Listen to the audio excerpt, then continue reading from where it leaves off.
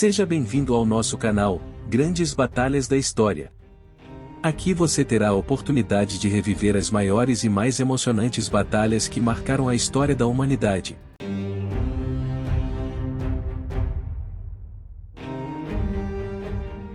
Os antigos exércitos da Grécia, Cartago e, em alguns casos, Roma, buscavam constantemente por armas impressionantes e letais para assustar e vencer seus inimigos. Nesse contexto, os elefantes eram vistos como a arma perfeita, enormes, exóticos e assustadores. No entanto, apesar de terem causado grande impacto visual no campo de batalha, o alto custo de aquisição, treinamento e transporte dessas criaturas, juntamente com sua imprevisibilidade durante a luta, significava que eles eram usados de forma limitada e não muito eficaz na guerra. Na antiguidade, existiam duas espécies de elefantes conhecidos, o elefante asiático e o elefante africano da floresta. O último está quase extinto e só é encontrado na Gâmbia. Era menor que o elefante africano da África Central e Meridional, que era desconhecido na época. Por isso, muitos escritores antigos afirmavam que o elefante indiano era maior que o africano. O elefante asiático foi introduzido na Europa após as conquistas de Alexandre o Grande, no século IV a.C., e com o contato com o Império Maurya da Índia. Ficou tão impressionado com os elefantes de guerra de Porus, que supostamente tinham um corpo de 200 animais durante a Batalha de Dáspes em 326 a.C., que formou seu próprio corpo cerimonial de elefantes.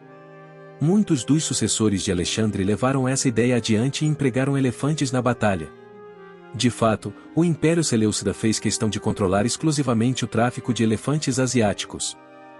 Os elefantes usados em batalha não eram apenas enormes, mas também estavam equipados com armaduras para protegê-los em combate. A cabeça e às vezes, a frente do animal eram protegidas, e uma capa de couro ou saco grosso era pendurado nas costas para proteger seus lados. As presas eram aprimoradas com lâminas de espada ou pontas de ferro, e sinos eram pendurados em seu corpo para criar o máximo de ruído possível. Nos primeiros dias de uso de elefantes em batalha, apenas um cavaleiro e, talvez, um lanceiro estavam presentes, com o cavaleiro controlando o elefante por meio de pressão atrás das orelhas do animal com seus dedos dos pés e um bastão em forma de gancho chamado ancus. No entanto, a partir da década de 270, uma torre leve de madeira e couro foi adicionada aos elefantes asiáticos maiores. Essa torre era amarrada ao elefante usando correntes e protegida com escudos nas laterais, permitindo que até 4 lançadores de dardo se posicionassem nela. Porém, o elefante em si era a arma principal, empregado como uma bola de demolição móvel. Com uma altura média de 2,5 metros, pesando cerca de 5 toneladas e capaz de trotar até 16 km por hora, os elefantes eram máquinas de demolição tremendamente eficazes. Como descreveu o historiador Ammianus Marcellinus, nada é mais terrível do que o barulho e os corpos enormes dessas criaturas. O impacto mais significativo dos elefantes no campo de batalha, sem dúvida, era o psicológico. Essas gigantes feras teriam causado terror em homens e cavalos, tanto visual quanto auditivamente com seus trombeteios. O simples cheiro de elefantes poderia fazer com que cavalos inexperientes entrassem em pânico e fugissem. Começando a batalha em uma linha simples à frente de suas próprias tropas, eles poderiam fazer com que as linhas de cavalaria mal treinadas e indisciplinadas se dispersassem em pânico. Além disso, eles foram usados para lutar contra quaisquer elefantes inimigos nas fileiras adversárias. Esmagando, rasgando e atacando o inimigo, os elefantes foram usados para causar danos em situações defensivas e fortificações, onde eram capazes de derrubar estruturas de madeiras. Com o tempo, os soldados e cavalos da cavalaria foram gradualmente acostumados com a visão, o cheiro e os sons dos elefantes de guerra. Embora estes animais fornecessem alvos enormes para os lanceiros e arqueiros, os soldados eram treinados para atacá-los com eficácia.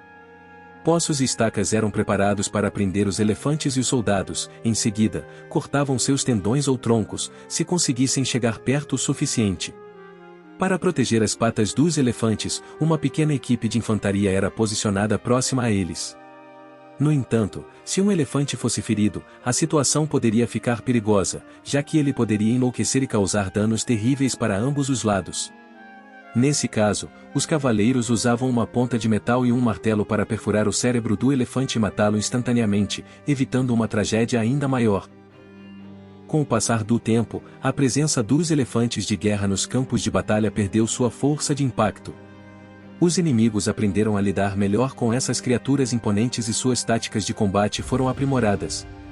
A intervenção de elefantes nas batalhas se tornou menos decisiva, em especial quando a guerra romana evoluiu para táticas mais móveis e o cerco se tornou uma técnica comum. Além disso, a introdução de arqueiros e piqueiros tornou ainda mais difícil para os elefantes se moverem livremente pelo campo de batalha. Com isso, o uso desses animais foi limitado a atividades pacíficas, como espetáculos em arenas romanas e circos, bem como em procissões públicas. Tanto era a demanda por elefantes que foram mantidas manadas permanentes em locais como Lácio e Constantinopla, resultando na caça desenfreada do elefante da floresta do norte da África. No final do Império Romano, os elefantes eram frequentemente trocados como presentes diplomáticos entre os estados vizinhos, na tentativa de melhorar suas relações. Muito obrigado por assistir nosso vídeo. Esperamos que tenha gostado e aprendido algo novo sobre esse evento histórico marcante. Não se esqueça de inscrever-se no canal, deixar seu comentário e like. Isso ajuda e nos dá ânimo para continuarmos a produzir vídeos.